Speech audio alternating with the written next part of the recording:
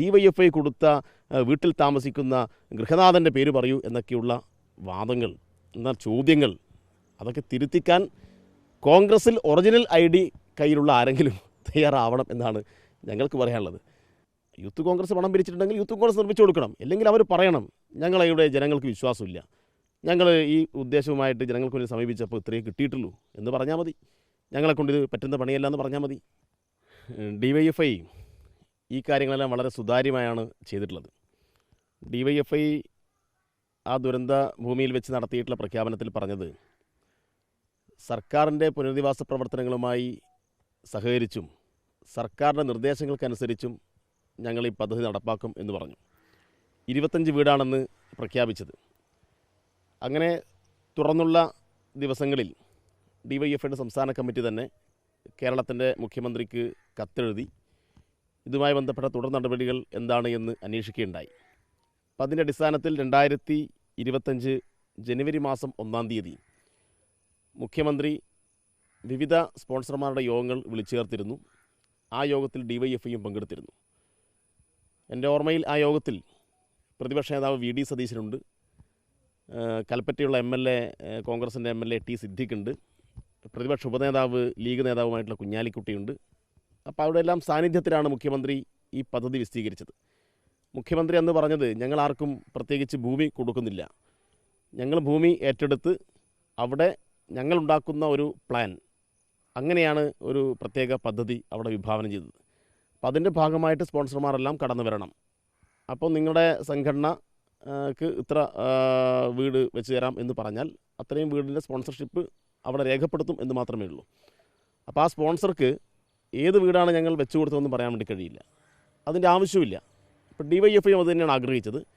ഞങ്ങളെ സംബന്ധിച്ചിടത്തോളം ഇതിനകത്തുള്ളൊരു കൃത്യമായ ഒരു അട്രീവ് എന്ന് പറഞ്ഞാൽ ഈ ദുരന്തബാധിതരായിട്ടുള്ള ആളുകൾക്ക് പിന്നീട് അതൊരു ബാധ്യതയോ അല്ലെങ്കിൽ അവർക്ക് എന്തെങ്കിലും തരത്തിലുള്ള ഒരു പ്രശ്നമോ ഉണ്ടാവാൻ പാടില്ല. അത് അവരുടെ അവകാശമായിട്ട് അവർക്ക് ഫീൽ ചെയ്യണം. അപ്പോൾ സർക്കാർ നിർമ്മിച്ചു കൊടുക്കുന്ന വീട് എന്ന ഒരു അവകാശബോധമാണ് അവരിൽ ഉണ്ടാക്കേണ്ടത്. അതുകൊണ്ട് ഏതെങ്കിലും ഒരു പ്രദേശത്ത് DYFI പ്രത്യേകം ഭൂമി കണ്ടെത്തി അവിടെ ഒരു 100 വീട് പണിത് അതൊരു DYFI ഗ്രാമമാക്കാൻ DYFI ഉദ്ദേശിക്കുന്നേ ഇല്ല. അപ്പോൾ ജനങ്ങളുടെ ദുരന്തബാധിതരുടെ ഒരു ആത്മാഭിമാനത്തെ ചോദ്യം ചെയ്യുന്ന യാതൊരു പ്രവർത്തനവും ഞങ്ങളുടെ ഭാഗത്ത് ഉണ്ടാവാൻ പാടില്ല എന്നാണ് ഞങ്ങളുടെ പ്രഖ്യാപിത നയം. പിന്നെ ഈ കോൺഗ്രസ്സുകാരെ സംബന്ധിച്ചിടത്തോളം അവർക്ക് ഇതൊന്നും പറഞ്ഞാൽ മനസ്സിലാവില്ല. അതിൻ്റെ ഒരു പ്രധാനപ്പെട്ട കാര്യം, ഇപ്പോൾ ഒരു തെരഞ്ഞെടുപ്പിൽ കോൺഗ്രസിൻ്റെ നേതാവിൻ്റെ തിരുമോന്ത ഈ സാനിറ്ററി നാപ്കിൻ പാഡിൽ അടിച്ചു വെച്ച അനുഭവം നമ്മൾ കണ്ടു.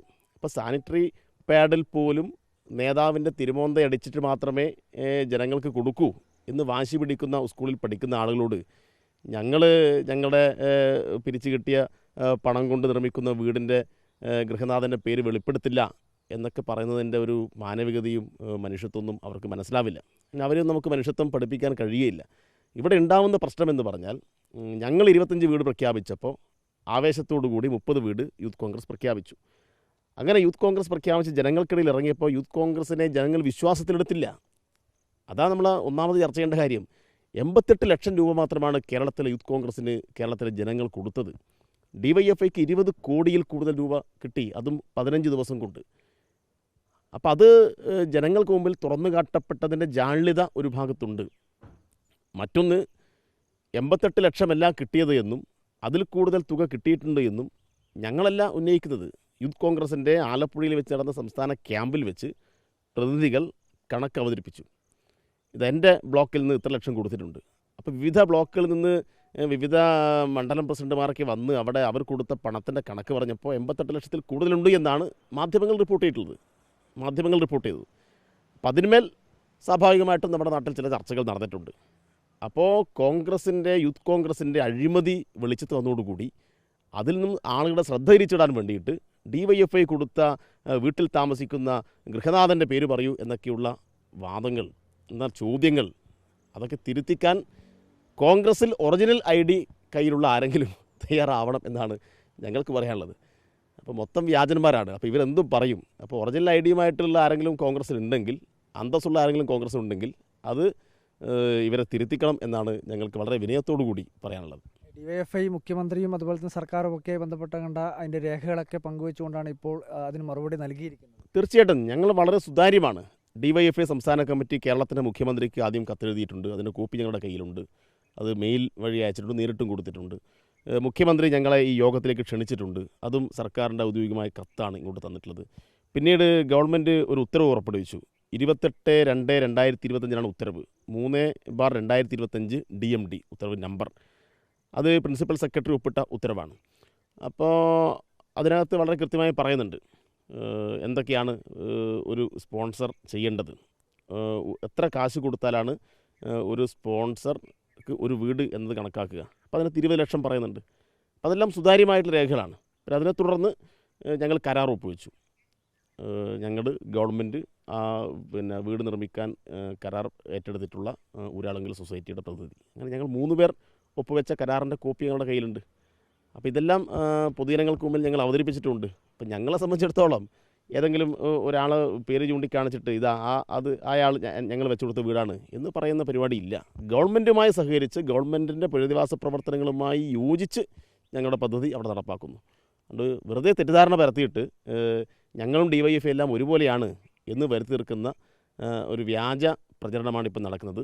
ഈ വ്യാജ പ്രചരണങ്ങളെല്ലാം ജനങ്ങൾ തിരിച്ചറിയും എന്ന് തന്നെയാണ് ഞങ്ങളുടെ പ്രതീക്ഷ. യൂത്ത് കോൺഗ്രസ് പറയുന്നത് KPCCയുമായി സഹകരിച്ചുകൊണ്ട് രാഹുൽ ഗാന്ധിയെ പങ്കെടുപ്പിച്ചുകൊണ്ട് അടുത്ത ദിവസം തന്നെ തറക്കല്ലിടാനുള്ള പദ്ധതികളാണ് നോക്കുന്നത് എന്നുള്ളത്. അതാണ് അതിൻ്റെ ഏറ്റവും വലിയ തമാശ. അതായത് യൂത്ത് കോൺഗ്രസ് എന്ന് പറയുന്ന ഒരു സംഘടന ജനങ്ങൾക്ക് മുമ്പിൽ ഒരു പദ്ധതി പ്രഖ്യാപിക്കുന്നു, പണം പിരിക്കുന്നു. ആ പണം ഉപയോഗിച്ച് യൂത്ത് കോൺഗ്രസ്സല്ലേ വീടെടുത്ത് കൊടുക്കേണ്ടത്. അപ്പോൾ കോൺഗ്രസ് വേറെ പ്രഖ്യാപിച്ചിട്ടുണ്ട്, രാഹുൽ ഗാന്ധി വേറെ പ്രഖ്യാപിച്ചിട്ടുണ്ട്, ഇതൊക്കെ നമ്മൾ കണ്ടതാണ്. പക്ഷേ എന്തിനാണ് യൂത്ത് കോൺഗ്രസ് ഈ നിലയിലുള്ള അപഹാസ്യമായ നിലപാട് സ്വീകരിക്കുന്നത്? ഞങ്ങളിപ്പോൾ പണം പിരിച്ചിട്ട് ഏതെങ്കിലും രാഷ്ട്രീയ പാർട്ടി ഏൽപ്പിക്കുമെന്ന് പറഞ്ഞാൽ അതെങ്ങനെയുണ്ടാവും? DYFI പിരിച്ച പണം ഞങ്ങൾ ഇന്നേ പാർട്ടി ഏൽപ്പിക്കുന്നുണ്ട്, അത് ശരിയാണോ? അത് ശരിയല്ല. യൂത്ത് കോൺഗ്രസ് പണം പിരിച്ചിട്ടുണ്ടെങ്കിൽ യൂത്ത് കോൺഗ്രസ് നിർമ്മിച്ചു കൊടുക്കണം. അല്ലെങ്കിൽ അവർ പറയണം ഞങ്ങളിവിടെ ജനങ്ങൾക്ക് വിശ്വാസമില്ല, ഞങ്ങൾ ഈ ഉദ്ദേശവുമായിട്ട് ജനങ്ങൾക്ക് വേണ്ടി സമീപിച്ചപ്പോൾ ഇത്രയേ കിട്ടിയിട്ടുള്ളൂ എന്ന് പറഞ്ഞാൽ മതി. ഞങ്ങളെക്കൊണ്ട് ഇത് പറ്റുന്ന പണിയല്ല എന്ന് പറഞ്ഞാൽ മതി. പിന്നെ ഇവർ പറയുന്ന 88 ലക്ഷം കൊണ്ട് 30 വീട് എങ്ങനെ നിർമ്മിക്കും? കേരളത്തിൽ 3 ലക്ഷം രൂപയ്ക്ക് വീട് നിർമ്മിക്കാൻ കഴിയുമോ? അത് ഒരു പുതിയ അത്ഭുതമായിരിക്കുമല്ലോ. അപ്പോൾ ഇതെല്ലാം അപഹാസ്യമായ നിലപാടാണ്. അങ്ങേയറ്റം യുവജന സംഘടനകൾക്ക് അവമതിപ്പുണ്ടാക്കുന്ന തരത്തിലുള്ള പ്രവർത്തനമാണ് ഇവർ സംഘടിപ്പിക്കുന്നത്.